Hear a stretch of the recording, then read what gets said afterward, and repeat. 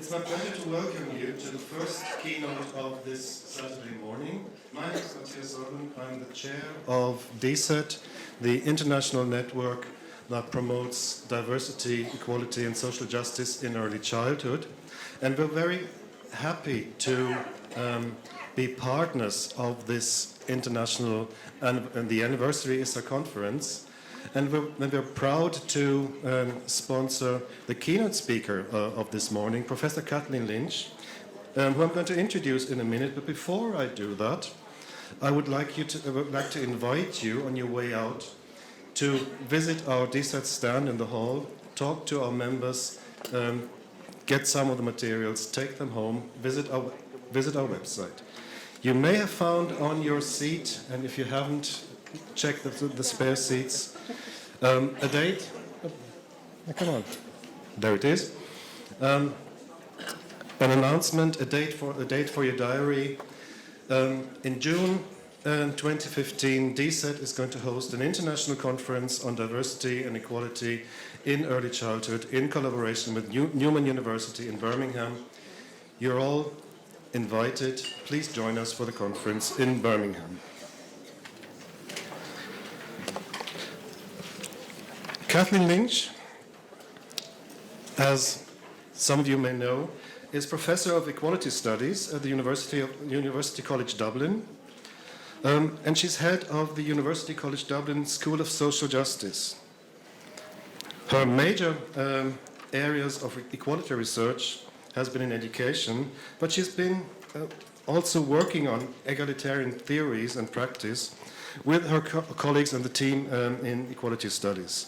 She's published widely on equality, including articles in journals, books, and including a key text that we think is extremely important for our discussion with Anna Feet in early childhood,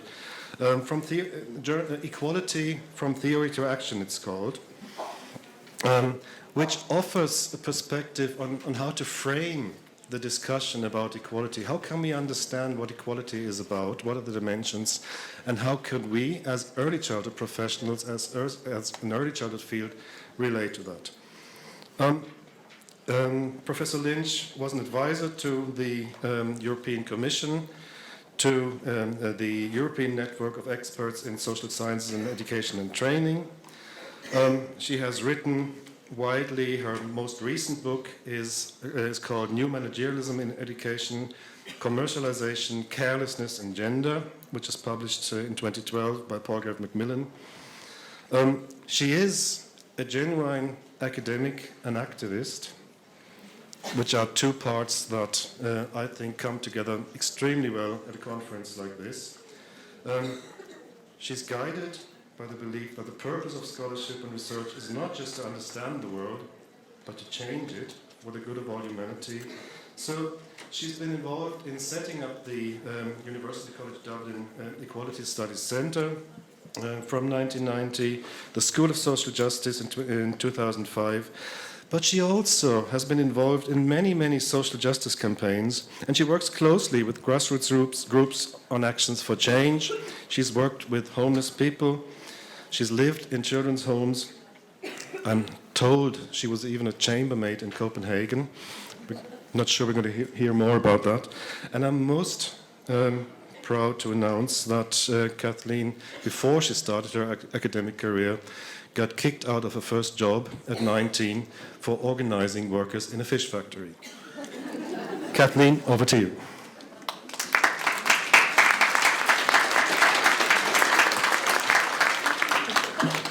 Good morning. Thank you very much, Matthias, and thank you for inviting me to speak, to DSET in particular. And I'm going to ask, first of all, can people hear me? Yes, because I have a hearing impairment and I know how extremely irritating it is not to be able to hear. So, and I'm going to speak about what I have said here, which is equality matters. And I suppose for me, this is not just an academic matter, because I was a professor of sociology, and I was in a school of education. I have had a lot of different departments, and we set up Equality Studies and the School of Social Justice, because we felt that the universities were, if you like, especially on issues of inequality, often just colonizers of other people's misery. Namely, that academics make their careers about writing about injustice, but they do nothing to change it very often. So we try to create a different context. I'm not sure that we succeed, but we certainly try. So today I'm going to speak about what I have listed here, which is the whole question of equality and a framework for looking at it. I'm not saying it is the only framework, but I should say, in terms of conceptualization, that we did present it and it was very well received in the European Commission. And also, of course, the Irish government actually adopted some of the key principles, in particular the principle of care, and introduced it into legislation in Ireland under both Employment Equality Acts and Equal Status Act, that you cannot discriminate against individuals on care grounds. So I will come to that. So first of all, let me just say what I'm going to speak about. I think already we are talking about the DSET principles, and my talk is very much within the context of those principles. Sorry, here we are. I'm going to talk, first of all, about why inequality is dysfunctional. And I think that's very important because sometimes in education, especially with young children, as I said in my abstract, because they're small, we sometimes think it's not political. But of course, the education of young children is a highly political matter, not least in the context in which every country operates and how it actually approaches social justice issues in general. Then I will talk about a framework, a way of mapping in your mind, of looking at inequality so that we discriminate clearly in our policy and our planning between different forms of injustice. Because not the generative sites or roots of injustice vary greatly depending on your social origins. And therefore, the policy implications for early childhood care and education follow on from that should differ and must differ accordingly. I will talk about the intersectionality of injustice, how one injustice compounds another for children, and why it matters, and why in particular we need equality of condition, and why if we don't have equal redistribution of resources and equality of respect and power in a very fundamental way, we cannot have equality of opportunity for children. The first point I want to make is, of course, at the world at the moment, there is massive rising economic inequality. With neoliberal capitalism, which is the dominant ideological, political, and economic frame in the world, economic inequalities are growing massively. That's true within countries, within the EU, and it's true between countries. That is our global problem in which children live. And therefore, I think it isn't simply a matter, of it affecting you economically, because if you have social and economic inequalities, it affects your well-being, your health and your well-being. And all the research on education, and especially those of you who know data from Europe, the study of income and living conditions in Europe, 2012, the most recent data, show that children are the people who are, even within poor households, they are poorer than adults. That is very salutary. Yes, we know that women, mothers in particular, protect their children within households from poverty and injustice as much as they can, but children are more impoverished than adults when there is poverty in society. So it also affects their health and well-being, because when we think of economic inequality, it isn't simply a matter of me having less money or fewer toys or no place to play. I feel a lesser human being. As I refer to in a moment, Wilkinson and Pickett's work in the UK and the Equality Trust, it literally gets under your skin. Inequality makes you unwell and it makes you feel inferior. And if you feel inferior to others as a child, you feel lesser as a human being. So I'm going to show you some, it also leads, for example, to a lack of empathy. Because if you have economic inequality in society, people are anxious. I talk a lot in my research about the anxious classes. When people are anxious, they're fearful. When they lack security, they're fearful. And I don't know if any of you have read the book called The Precarious by Guy Standing, but I think it should be compulsory reading for everybody in early childhood care and education. Because what it shows you is that the world is creating an awful lot of insecurity for children, not just for adults, but also for children. And it also leads to political alienation for families. They don't feel they belong in society. They don't want to belong to the institutions of the state if they feel disrespected. So it's called The Precarious, Precarit, Precarious, and it's by Guy, G-U-I, Standing, S-T-A-N-D-I-N-G, and it was published in 2011. The Precarious comes from the word precarious employment. Precarious life, precarious states for children, particularly pointing out, which is very central to your discussions here, the precariousness of migrant workers. And I just want to comment on that because in a lot of the discussions, there has been, I've seen here in your discussions, a discussion on a Roma community, and indeed that's very important. But in the EU alone, there are 12 million migrant workers who are outside their own nation states, many of them working on an involuntary basis. They are forced economic migrants. So I think that when we look at children and the livelihood that they have and the precariousness of the life that that brings about, it is very serious. Just to give an example, I want to show how from this research, on the left-hand side you will see a column, here it is. You may not be able to read the countries, but on the left-hand side you have, from the top on the left, it's worst down to the bottom, the best, in terms of index of child well-being. So the countries down in the left-hand corner here have low economic inequality and high health and well-being. And we can see that Japan does very well, not so much on gender, but on health and well-being extremely well. But the countries that are very rich, and this is only rich countries, and because Wilkinson and Pickett in their research were comparing like with like, you can see that you have a very high income, for example, in the United States, right? And you have a very high but you have high economic inequality, adversely affecting life expectancy, maths and literacy attainment, infant mortality, rates of murder, imprisonment, unwanted teenage births, breaches of trust, obesity, mental illness, increased alcohol and drug addiction, and low social mobility. There could not be a clearer correlation. And the countries that we know in the rich sectors, and this is another global issue, of course, Norway, Sweden, Finland, the Netherlands, are down in this end along with Japan. And it also impacts on children. Because more equal countries economically have better health and well-being for children.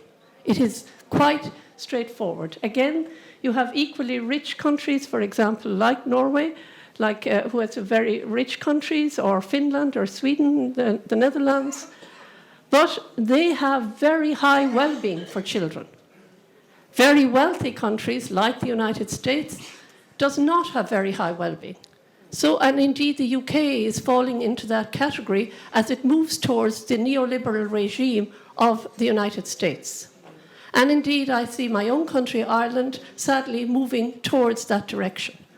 And what I'm saying, I suppose, in terms of global policy, if we allow and enhance and enable huge economic and social inequalities, we will adversely affect the well-being of children. It is very simple, and it is not something a lot of countries want to hear, and a lot of individuals who are well off within rich countries don't want to hear, because it means we have to redistribute wealth from those of us who are better off to those who are not so well off. As a very simple term, we need to live simply so others can simply live. And this is about violence, because I know that a lot of people here are interested in violence against children. And again, we have the more, economically unequal a society is, the more, like countries you see here, I know that it is, the UK has quite high in terms of child's experience of conflict, reflecting perhaps also the state of Northern Ireland, where there's war and conflict, but also internal class conflict.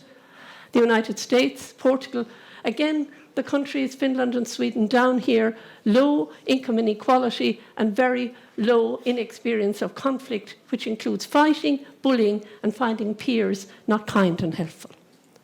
So I think the case is really very clear that we can't talk about childcare and having quality without looking at macro policies within our nation states and between our nation states. And I suppose if I go on from here to comment on how should we look at inequality, how do we begin to think about it, how should we frame our questions. Before I do that, I just want to quote a few statistics because I know people forget them sometimes, but they are very important. At the moment, for example, in Europe, as I said, there are 12 million migrants. In Japan and many other countries, another thing that is emerging that is impacting on children here in Europe and across the world is the rise of temporary employment. Temporary, part-time, contract, zero-load workers, as sometimes people call, no contracts. 1/3 of Japanese workers now in 2010 were temporary workers. We have a massive rise in part-time temporary employment, even in countries like Germany, which says it has an X amount of an unemployment rate, but really a lot of you have a rise of what we call mini-jobs, not real jobs, part-time jobs, supplemented by social welfare. And if we create all those insecurities, in China, you have 200 million migrant workers, many of whom leave their rural context to go to cities where they do not have equal rights for their children's education, health or well-being because of the way the state systems work. 50% of jobs in Spain are temporary. So we have a massive rise of a global economy of making workers temporary, insecure, part-time, migratory. And I will come to the impact of that on children, especially in terms of their emotional health and well-being, when I talk about dimensions of equality. There are 4 major dimensions of equality that we talk about in our work on equality from theory to action. We call them the 4 R's. First of all, the very obvious ones about which I have been speaking, which is resources. And I will explain that in a minute because that is tied, of course, to the economic system. It is about what resources, material resources, but also resources like transport, access to clean air, good, clean, accessible, affordable water, access to fuel that is affordable and accessible. Resources matter. We know that children in many parts of the world have to go and collect fuel and firewood before they go to school. They have to collect water. They do not have secure resources. So that is the most fundamental thing if we're talking about early childhood care and education as a global phenomenon. But there is also a generative side of injustice in the realm of respect and recognition.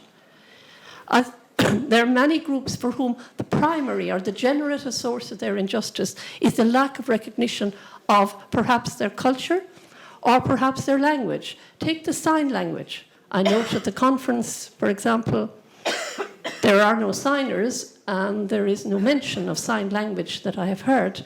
But in most countries, a very significant minority are native sign language speakers. Their first problem is the recognition of their sign language. After that, economic and other problems can be addressed. The same would be true for people who are gay or lesbian. As parents, are they recognized? Are they given parity of respect in the courts and institutions within a state? You know, there are many groups for their culture, their religious beliefs, are they respected? So I think that's a very significant issue for a lot of groups. Take language, and I really feel so strongly about this because I did some work for the ILO in East Africa for some time. One of the things that struck me is the extraordinary rise, for example, in teaching through the medium of English.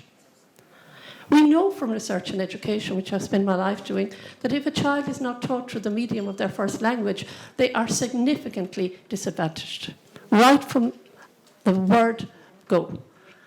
So if we talk of educating Roma children in our schools, are our teachers able to speak Roma? Not much use talking about it if they can't, because they can't relate to the children in their own language, and they can't teach them through the medium of their own language. So respect and recognition is not like hot air. It's about practical things, about recognition of, for example, languages and people's birth language, or they call it mother language. I don't like that because it's, I think, your birth language. I don't want it to be gendered. The other is power. And many times we don't think of power as an equality issue, but power is an enormous equality issue, because who has the right to be represented and who has the right to make decisions? It's a huge issue for children, as I'll refer to in a moment.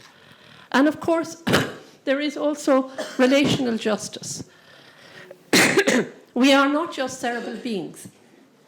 And in, for example, the human capital model that Martin Wood had referred to yesterday, the assumption is that a child is primarily a cognitive entity. And he was critiquing that, and I think rightly so. Because, of course, we are fundamentally relational beings. We will die, children will die without love. They will die without care, as we will when we are sick or vulnerable, and indeed most of us need love throughout our lives in order to survive. So relational justice is a very important dimension of social justice, even if it's not recognized. So what I'm saying here is we have 4 systems, if you like, that match 4 dimensions of equality. The economic system, you have to ask, how unequal is the distribution of income and wealth? Does it impact on children? We know from research that it does. And you cannot often access services on equal terms. And I think that people forget the most elementary things. I saw it in the national school my own children attended. An African-Irish boy and his mother, who lived near us, never sent their son to a party. Why? Because they simply couldn't afford to buy the quality of gift that most children could buy at a birthday party. Exclusion is very hidden, it's often very invisible, and of course it was not to do with the colour of his skin, it was to do with the fact in this case that they simply didn't have enough money to participate on equal terms with others. Because the cost of participation for children, equal participation, is the ability to participate on equal terms with others. And as I said here, in many of our countries now we have what, going back to the Roman Greek times, I would call denizens. Children are not citizens. They do not have equal status in many countries. They don't have equal status, for example, in our own country. Many of the people who've been given humanitarian leave to remain, their children are not given equal rights to higher education. So you have people who are partially citizens. We have a lot of contingent citizenry. Guest workers, people who are economic migrants brought in for a period of time in the hope that they will go home when they have served us well, preferably often with very cheap labour. So I'm saying in those situations, children are not even full citizens. So I suppose what I'm saying is we need to fight for the rights of children to be full citizens, including especially in the world where it is so full of migratory labour. And the question is, how are children represented? How are their parents represented? Do we take their parents seriously? Are they involved in decision-making about their own children? Because that is what equal power actually means, no matter how inconvenient it is for those of us who are professionals or who are providers of educational or care. Well, I would hope to say, not call them services, because I don't like that word, but for children, the education and care of children. And our children, for example, if they are forced to leave their friends across countries, leave their families, be left behind with their families because of forced migration, do they have equal care? What is the implication of that? For example, in 2010, the National Children's Bureau, I think I have to get the name of it right, I need to check it here. Yes, it's the National Children's Bureau report 2009 in the UK found 50% of parents said they didn't have enough time to play with their children. Their lives were too harried, too harassed, and they didn't have enough time to play. So I think this is about what types of societies we're creating, not just for migrant workers and their children, but for our own, within our own nation states, whatever they are. Are people doing 2 or 3 jobs, for example? We know in the United States there's a massive rise in the number who work 2 or 3 part-time jobs to survive. How can you care for children if you're working 3 part-time jobs? How can you predict when you will go or be with your child if you have a 0 hours contract and you don't know when you're working? These are all very relevant questions, because I think despite the good intentions of a lot of people, if we're not looking at these big political issues, well, really, we are not really addressing some of the fundamental problems. And I will go on then just to make here that this is a model or a framework that I think certainly our own government has found very useful for analysing where different groups and how different groups experience injustice, where I bring, if you like, the dimensions of inequality and map them with the systems to which they're connected.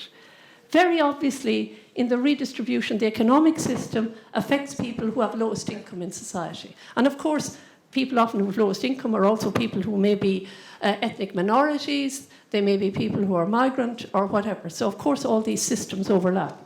But the point I'm making is the generative side of injustice for people who are on low wages or on poorly defined welfare or whatever is economic. It impacts on all the others because, of course, you feel inferior. And that is one of the big findings of a lot of studies about people who are on you don't just have no money, you're looked down on. You're seen as inferior. Children tease other children because of their clothes and their shoes, where they live. That is the way they exercise power over others. And then in the political, of course, is a power, because children, especially early childhood period of life, power is a huge problem. And I know that some of the papers here are dealing with the issue of violence. And children are really subject to violation, not least because in the liberal model of equality that we have, the family has often been seen as a very private space. And in fact, even the schools, and I would say sometimes, how we treat children. You know, I heard somebody referring to something like, for example, is a baby left in its nappy wet for a long time? Is that an act of violation? Is that a form of violence? So I think there are very fundamental questions about a child, a baby, can't go and complain to the local authority. They have no means, they have no political voice. So there are many questions to ask about how power and powerlessness, in our own constitution there has been a huge debate, de facto, if not de jure, are children sometimes defined as the property of their parents? Or maybe, how do we treat them? How do we relate to them? What systems have we in place to hear what we need to hear and maybe what we don't want to hear from children? And of course, there is the cultural system, which is symbolic systems of the media, education, the institutions of society that frame people culturally and define their identities. And that, of course, affects all minorities, people with different religious beliefs, values, etc. And that is a generative site of injustice, often for people who are denigrated because of their culture, or indeed what we never speak about, very rarely. One of my students has just written a book, a PhD student who's from Ghana, and he wrote it and called Africa is Not Black.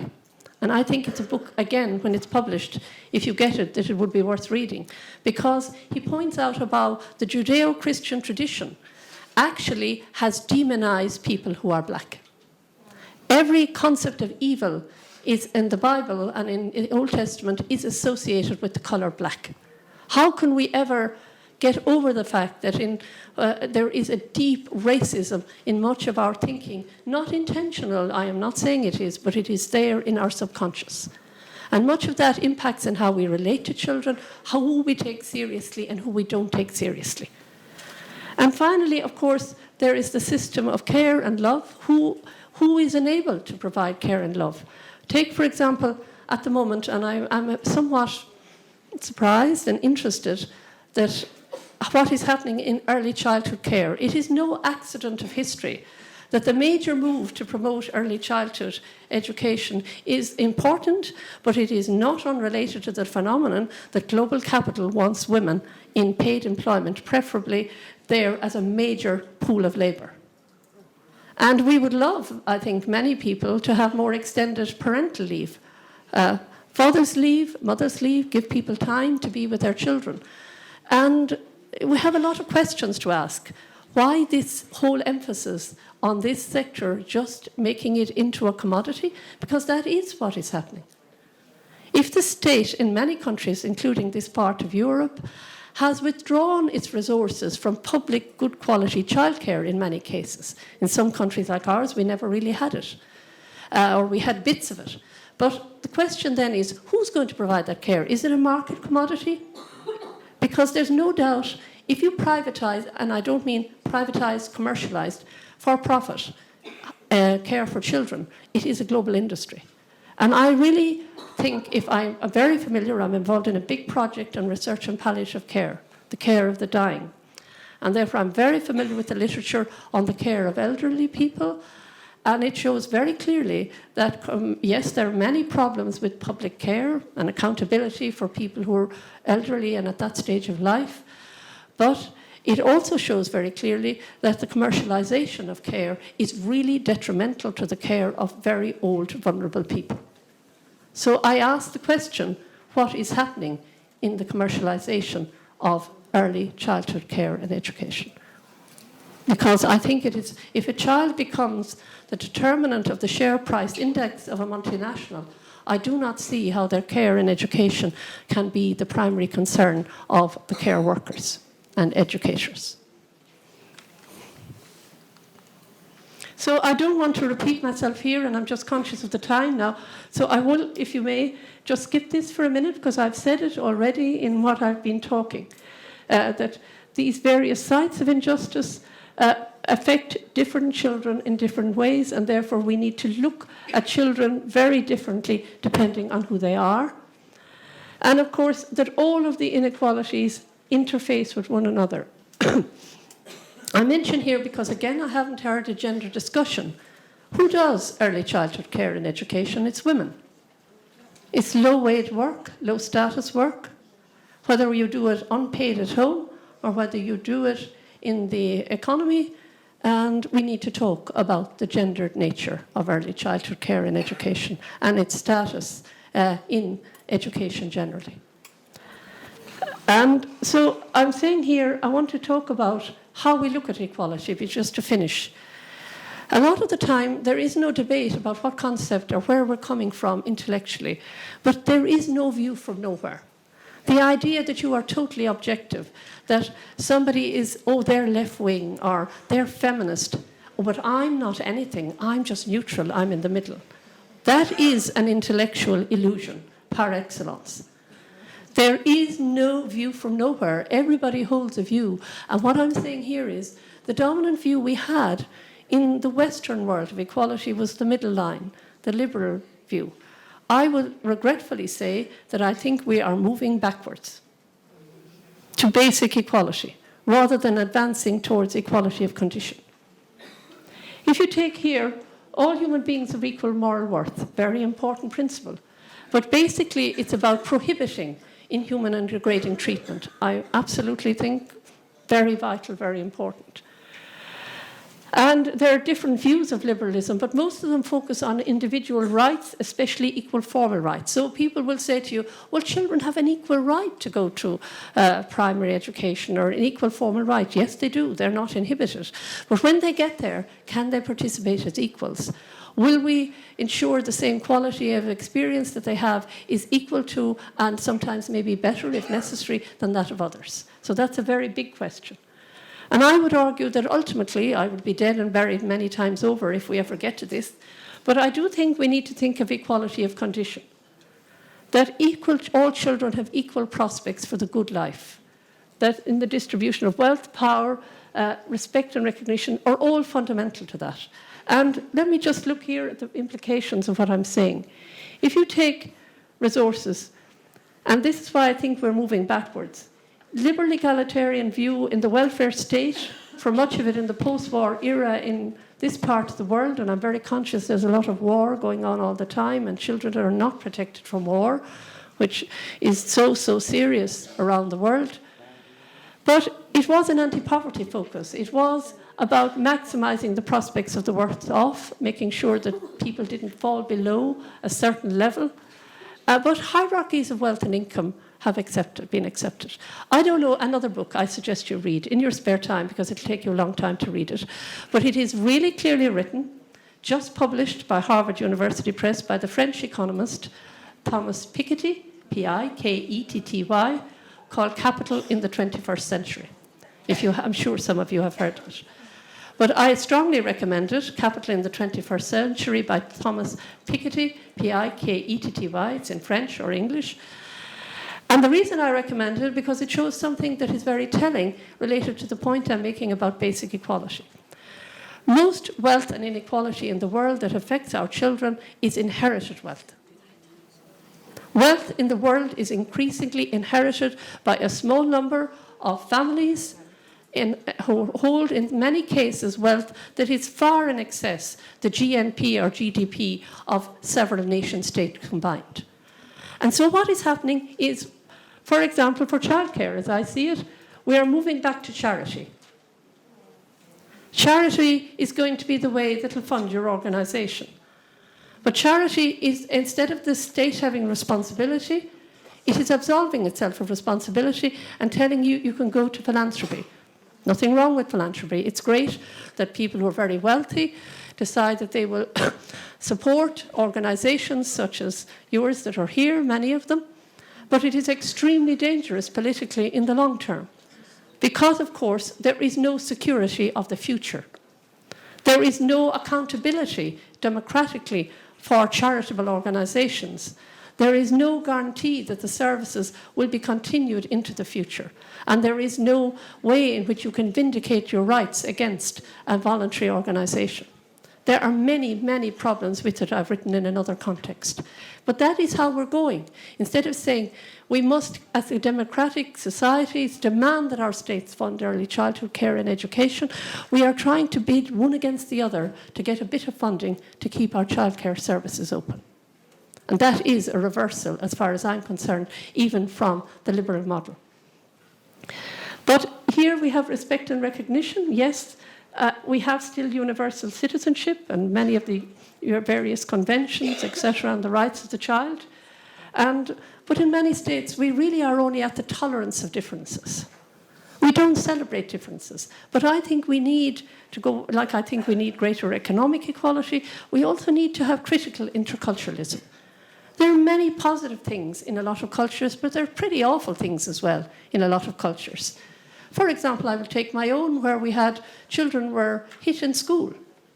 People thought, oh, it won't do them any harm. Of course it does children harm. We know now with developmental psychology that that is very harmful. But for many, many years, that was justified. So we have to have a dialogue. We have, for example, work a lot with older people, the way in which we institutionalize, often against their will, older people now in care homes. Is that not a human rights issue? Do we listen to the very elderly and vulnerable, like do we listen to children and what they want? What means have we nationally and globally for listening to children? I don't know of a mechanism that is effective. So I think if we're talking about respect and recognition, then we're talking about critical interculturalism and acceptance, and plus also celebration of diversity. And in these contexts, for example, in the liberal model, and this comes back to the human capital theory and how it has influenced how early childhood care is being assessed and appraised. I have written a paper recently, it's published in Critical Studies in Education, and it's called Control by Numbers.